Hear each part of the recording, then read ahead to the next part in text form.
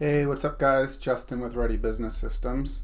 So there was a recent change to Service Autopilot on the dispatch board, so you cannot go back more than 90 days.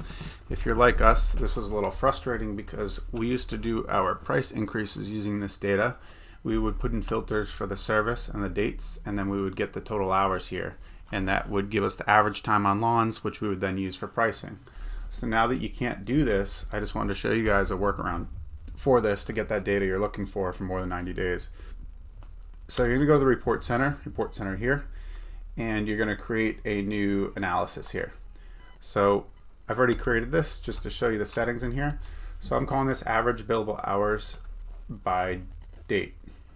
So what I did here is you go in this data here, we're going to select off billable hours. It's going to give us the hours on the job that the employee is clocked in for. The service, you can pick the service. It's then going to bring down another option here. I'm going to put timesheet entries for the date, and then I'm going to scroll down here and select job client and service address.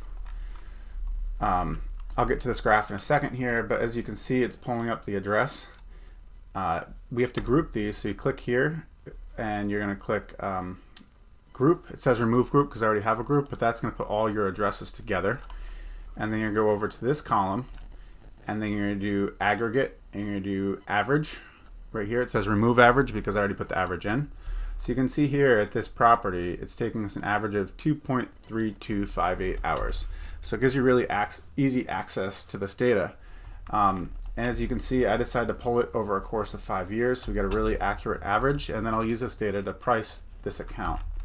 So on filters here, this is one other setting you're going to have. I have a filter for the date, down here. So the date is greater than February 2018, and the date is less than 12/31/2022. So this is over the past 5 years. You do have to click this though. It's going to, by default, it's going to put or. I'll show you here. Okay, it just froze on me. But by default, it's going to say or. So you actually click on this. See, it says toggle and/or.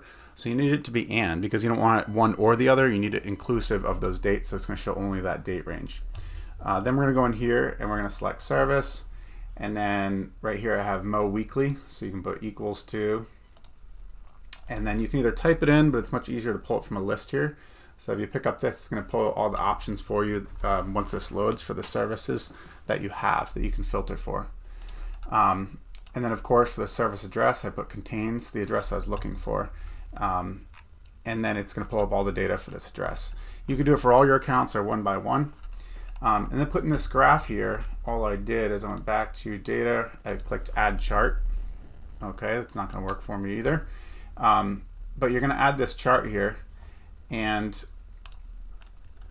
you're going to put in filters. Here's the settings right here. So when you do add chart and it doesn't freeze up on you, you're going to put in the label column for the date, and then we chose to do an average by month. Billable hours, average, and you have to select value here. So anyway, here's the settings here. It gives you a graphical depiction of the data you're looking at. So yeah, let me know if you guys have any questions. We can always download this report into your account as well. But yeah, feel free to reach out. I'll put our contact form in the link below. Thanks.